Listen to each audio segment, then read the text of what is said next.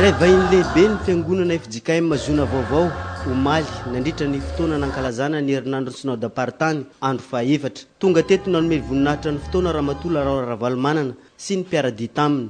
Nandritra ny filazan-draharaha no nandraisan'ny fitenenana taorian'ny 4 taona tsy ny fankahitany tamin'ny pray finoana taminy teto Mahajanga ireto. Manatitra ny fiarabana mahatratra ny Pentekosta ho antsika rehetra.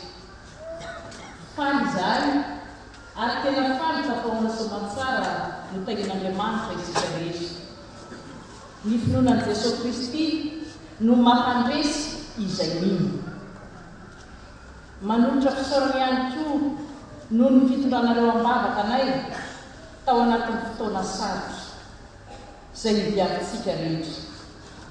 Ary ireto tsika mianakavy etiany tsy kivy fa vao mainka ara mitombo finoana, vao mainka aza miara-mivavaka mba azahoantsika mitady ny tavan'i Jehova mba hery lalinatsika amin'ny zavatra rehetra amin'ny fanindrina sy ny fikasana tsara.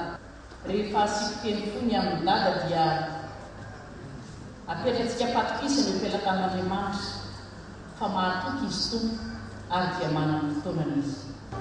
Loha hevitry ny fankalazana moa ny hoe fiangonana dinamika. Hoy aho hoe mivavaha mandrakariva, mivavaha aza mitsahatra ary maiza misaotra amin'ny zavatra rehetra fa ilay Andriamanitra nentsika dia Andriamanitra mahatoky. Rehefa mivavaka ho amin'ny firenena dia mahazo hery ary mahazo hery dinamika mihitsy.